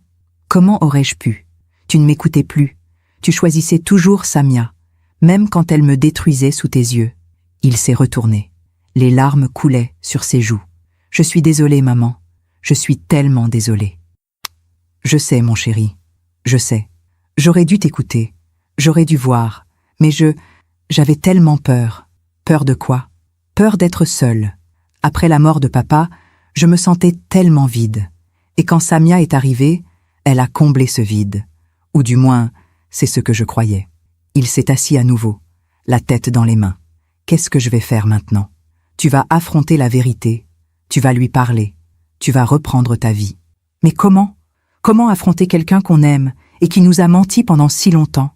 Avec dignité, avec calme, sans colère, parce que la colère ne mène nulle part. Philippe a relevé la tête. Il m'a regardé, vraiment regardé, comme il ne m'avait pas regardé depuis des années. Tu es forte, maman. Comment tu fais pour être si forte? Je ne suis pas forte, Philippe. Je suis juste une femme qui a appris que la vie ne nous laisse pas le choix. Soit on s'effondre, soit on se relève. Et moi, j'ai choisi de me relever. Pour toi, pour moi, pour la mémoire de ton père. Il s'est levé. Il m'a serré dans ses bras. Fort, longtemps, comme il le faisait enfant, quand il avait besoin de réconfort. Merci, maman. Merci de ne pas m'avoir abandonné, même quand je ne le méritais pas. Un fils mérite toujours l'amour de sa mère, même quand il se trompe, même quand il fait mal. Nous sommes restés ainsi quelques minutes, silencieux, réunis. Puis Philippe s'est détaché. Il a essuyé ses larmes. Je vais rentrer. Je vais lui parler. Ce soir.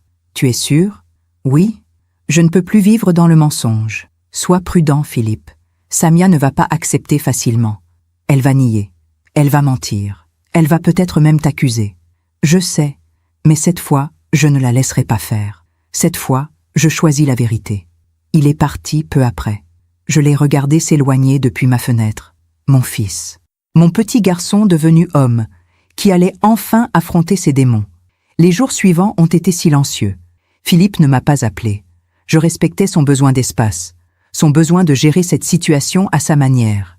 Puis, une semaine plus tard, il est revenu, sans prévenir, en plein après-midi. J'ai ouvert la porte. Il était là, seul, valise à la main, les yeux rouges, mais le visage apaisé. « Philippe, maman, je peux rester ici quelques jours ?»« Bien sûr, toujours. C'est ta maison. » Il est entré. Il a posé sa valise dans l'entrée. Il s'est assis sur le canapé, épuisé. Je lui ai montré les vidéos. Et elle a nié. Au début, elle a dit que c'était un montage, que tu avais tout inventé, que j'étais fou de te croire. Et ensuite, je lui ai dit que j'avais contacté le restaurant, que j'avais parlé au manager, que j'avais vérifié. Tout était vrai. Comment a-t-elle réagi? Philippe a souri tristement. Elle a changé de tactique. Elle a pleuré. Elle m'a dit que c'était une erreur, que cet homme était juste un ami, un mentor, qu'elle avait besoin d'argent pour m'acheter un cadeau de mariage, que tout ce qu'elle faisait, c'était pour nous. Tu l'as cru? Non, plus maintenant. J'ai vu son visage quand elle mentait. J'ai vu la panique dans ses yeux. Et j'ai compris. J'ai compris que tout ce que tu m'avais dit était vrai. Qu'as-tu fait? Je lui ai dit que c'était fini, que je ne pouvais plus vivre avec quelqu'un qui me mentait, que je ne voulais plus la voir, que le mariage était annulé. Comment a-t-elle pris ça?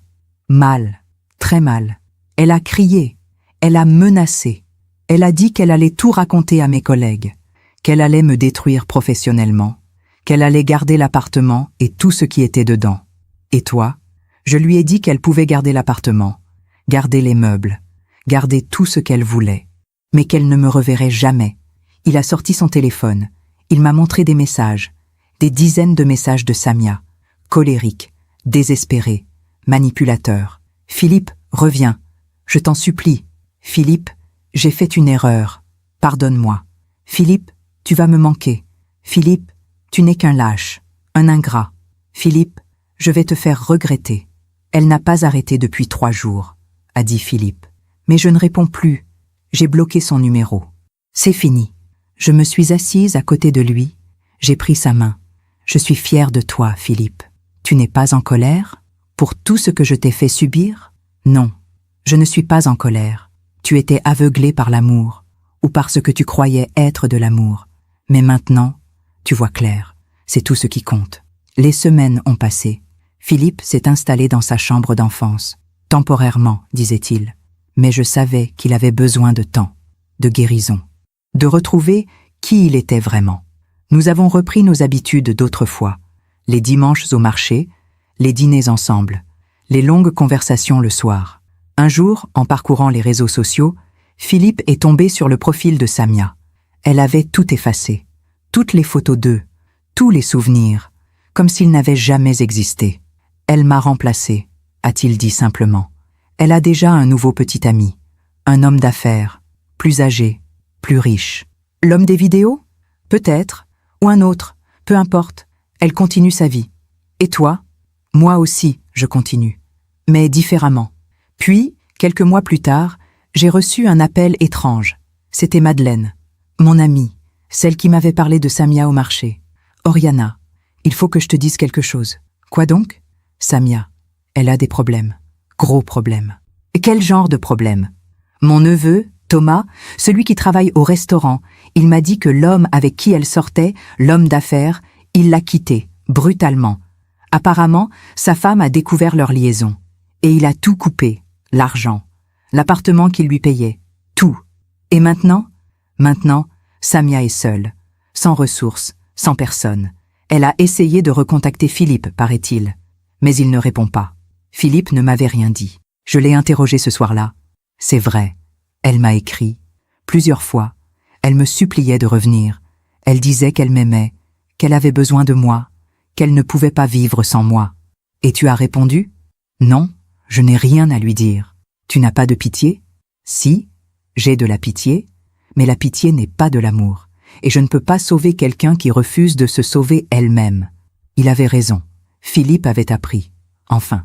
6 mois après leur rupture, nous avons croisé Samia par hasard, dans la rue, près de la gare Montparnasse. Elle avait changé, maigrie, les cheveux ternes, le visage sans maquillage, les vêtements ordinaires, plus de sacs griffés, plus de bijoux coûteux, plus de cette aura d'arrogance qui la caractérisait. Elle nous a vus, elle s'est figée, puis elle a baissé les yeux, honteuse, brisée. Philippe s'est arrêté, il l'a regardée, longtemps, sans colère, sans haine, juste avec une tristesse infinie. Samia, elle a relevé la tête, les larmes aux yeux. Philippe, comment vas-tu? Je survis. Bien, c'est bien. Un silence gêné. Philippe, je suis désolée. Pour tout. J'étais perdue. Je ne savais pas ce que je voulais. Et je t'ai fait du mal. À toi, à ta mère. Je suis désolée. Philippe a hoché la tête. Je te pardonne, Samia. Pas parce que tu le mérites, mais parce que moi, j'ai besoin de pardonner. Pour avancer. Elle a souri faiblement. Tu es quelqu'un de bien, Philippe. Tu mérites mieux que ce que je t'ai donné. Oui, je mérite mieux. Et maintenant, je le sais. Il m'a pris le bras. Nous avons continué notre chemin. Samia est restée là, seule, dans la rue, perdue dans ses propres choix. Tu as bien fait, ai-je dit à Philippe. Je sais. Tu ne regrettes rien? Si, je regrette le temps perdu, le temps où j'aurais pu être avec toi, avec mes vrais amis, avec moi-même. Mais je ne regrette pas d'avoir appris. Qu'as-tu appris? Que l'amour ne suffit pas, qu'il faut aussi du respect, de l'honnêteté, de la dignité, et que ma mère avait raison depuis le début. Je lui ai souri. Mon fils, mon petit garçon, devenu un homme sage. Elle m'avait traité de folle, ai-je murmuré en pensant à ce soir terrible au restaurant.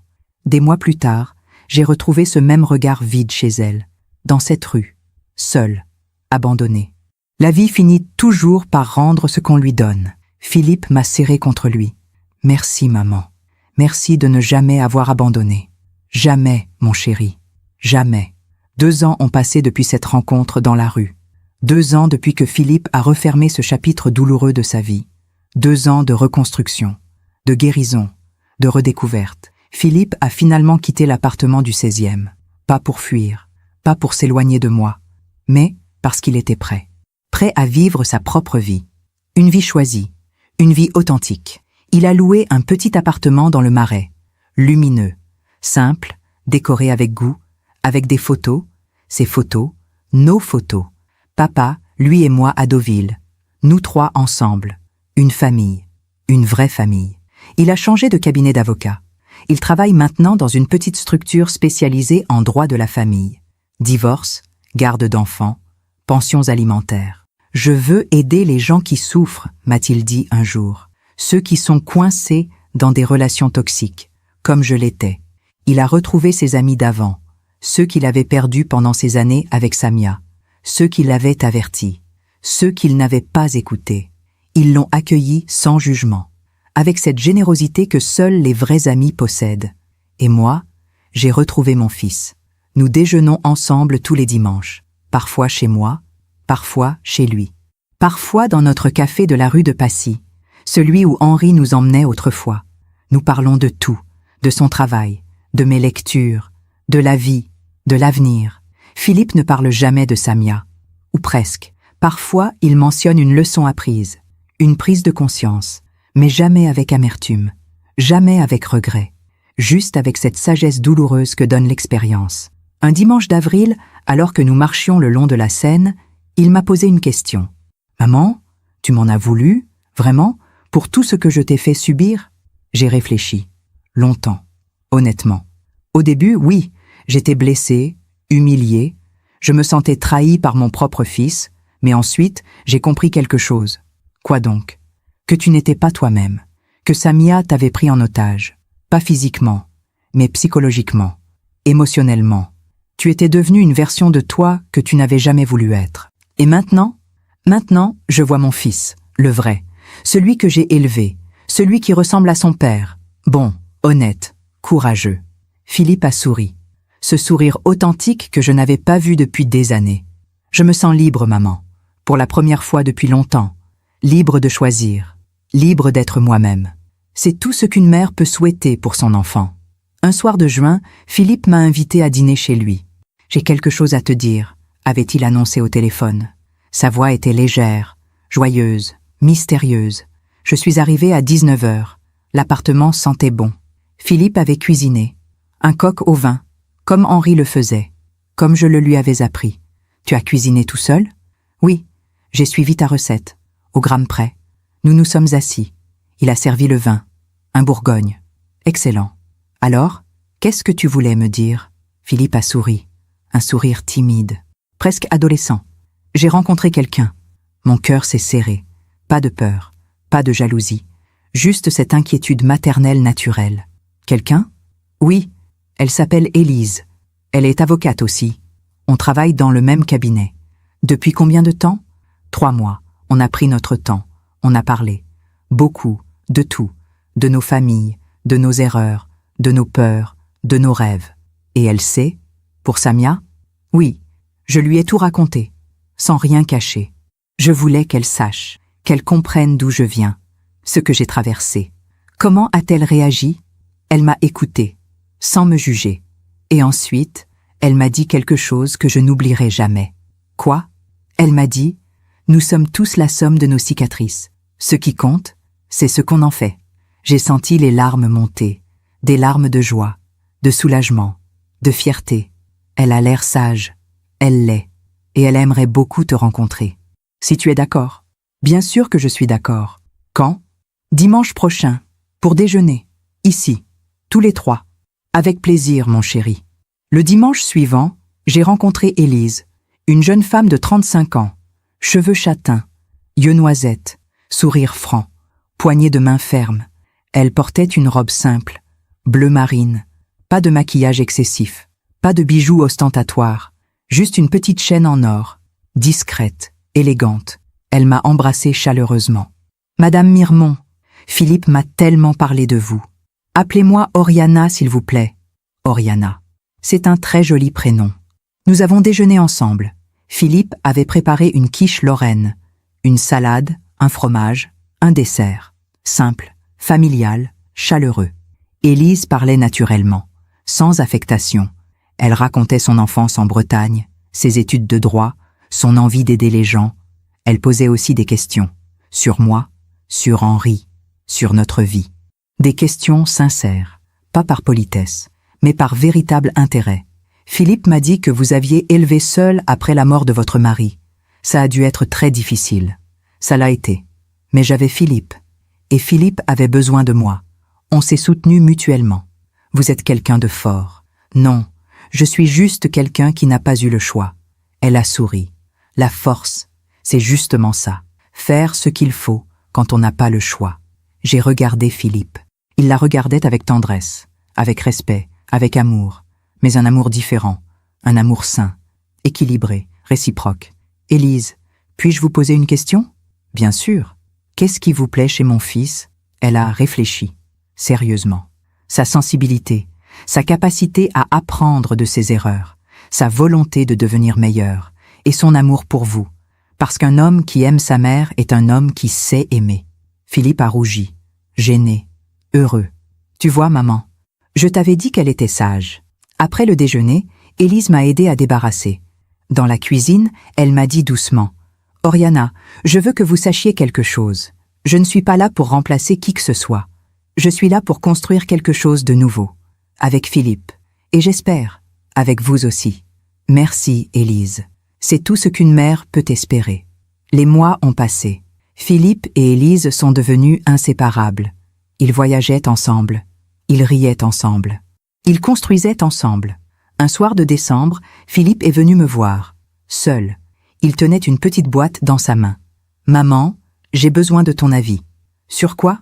Il a ouvert la boîte. À l'intérieur, une bague. Simple, élégante, un solitaire en or blanc. Je veux demander Élise en mariage. Mon cœur a bondi. De joie, de peur, d'espoir. Tu es sûr? Oui. Cette fois, je suis sûre. Comment le sais-tu? Parce que tout est différent. Avec Samia, j'avais toujours peur. Peur de la perdre, peur de la décevoir, peur de ne pas être assez. Avec Élise, je me sens complet. Je suis moi-même. Et c'est suffisant. Alors, tu as ma bénédiction. Il m'a serré dans ses bras. Merci, maman. Quand vas-tu lui demander? Ce week-end. Je l'emmène en Normandie, sur la plage de Deauville, là où papa nous emmenait. Les larmes me sont montées aux yeux. Henri serait si fier de toi. Je sais, je le sens. Parfois, comme s'il était là, à côté de moi, me guidant. Il est là, Philippe, toujours. Philippe a demandé Élise en mariage sur la plage de Deauville, un matin de décembre, froid, venteux, magnifique. Elle a dit oui, évidemment. Le mariage a eu lieu 6 mois plus tard, en juin, pas dans un château, pas avec 200 invités, mais dans une petite église de campagne, en Bretagne, près de la famille d'Élise, avec 50 personnes, leurs vrais amis, leur vraie famille. J'ai porté une robe beige claire, élégante, discrète. Et bien sûr, mon collier de perles, ce collier qui m'avait accompagné à travers tout. La joie, la douleur, la perte, la reconstruction. Philippe m'a conduite à mon siège, au premier rang, à côté de la mère d'Élise, une femme douce, souriante, qui m'a pris la main pendant la cérémonie. Quand Philippe et Élise ont échangé leurs vœux, j'ai pleuré. Mais cette fois, c'étaient des larmes de bonheur, de gratitude, de paix. À la fin de la cérémonie, Philippe est venu me voir. Il m'a embrassé. Merci, maman, pour tout, pour avoir cru en moi, même quand je ne croyais plus en moi-même. C'est le rôle d'une mère, mon chéri. Croire, toujours. Aujourd'hui, alors que j'écris ces lignes, je suis assise dans mon salon. Le même salon où Philippe a grandi, où Henri lisait son journal, où nous avons ri, pleuré, vécu. Philippe et Élise viennent déjeuner demain. Ils veulent m'annoncer quelque chose. Je crois savoir quoi. Le sourire d'Élise. La main de Philippe sur son ventre. Les signes sont là. Je vais être grand-mère.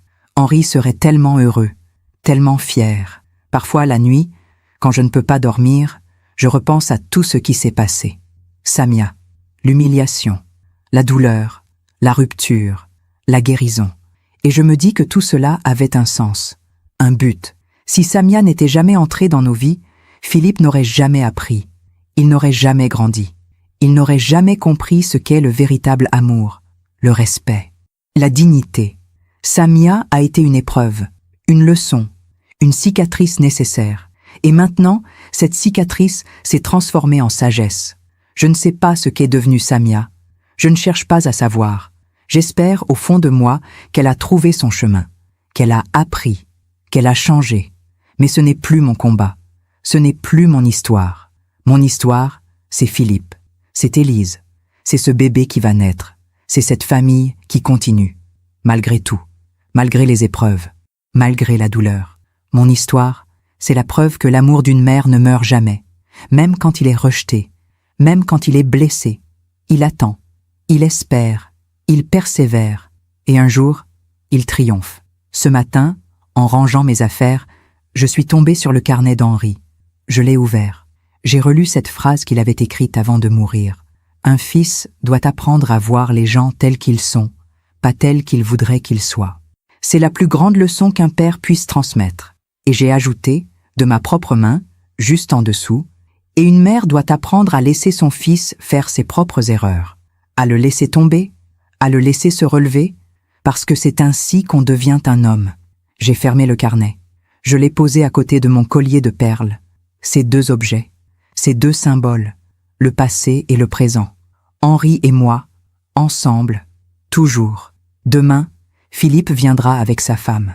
Ils m'annonceront qu'un bébé est en route. Je feindrai la surprise. Je pleurerai de joie. Et la vie continuera. Belle, imparfaite, vraie. Si mon histoire aide ne serait-ce qu'une femme à ouvrir les yeux, alors tout cela aura eu un sens. Si une mère, quelque part, lit ces lignes et comprend qu'elle n'est pas seule dans sa douleur, qu'elle n'est pas folle, qu'elle a le droit de protéger son enfant, même contre ses propres choix. Alors je n'aurais pas vécu tout cela en vain. Si un fils, quelque part, reconnaît les signes d'une relation toxique, s'il trouve le courage de partir, de choisir la vérité plutôt que le mensonge, alors ces mots auront servi. La vie nous enseigne que la justice n'arrive pas toujours quand on l'attend, mais elle arrive, toujours, d'une manière ou d'une autre, parfois par les choix des autres, parfois par les conséquences naturelles, parfois par le simple passage du temps qui révèle ce qui était caché. Samia m'avait traité de folle ce soir-là, devant tous ces gens. Elle m'avait humiliée, détruite, mais des années plus tard, j'ai compris quelque chose. Ce n'était pas moi qui étais folle, c'était elle qui était perdue. Perdue dans ses mensonges, perdue dans sa manipulation, perdue dans son besoin de contrôle. Et quand on est perdu, on finit toujours par se retrouver seul. La vie finit toujours par rendre ce qu'on lui donne. Merci de m'avoir écouté jusqu'au bout. Si cette histoire a touché votre cœur, abonnez-vous et activez la cloche pour entendre d'autres femmes qui ont transformé la douleur en sagesse. Chaque jour, une femme, une leçon de vie. Partagez cette histoire avec quelqu'un que vous aimez. Parfois, une histoire change toute une journée. Que Dieu vous bénisse et à très bientôt. Je m'appelle Oriana Mirmont. J'ai 68 ans aujourd'hui. Et voici l'histoire que j'ai enfin trouvé la force de raconter.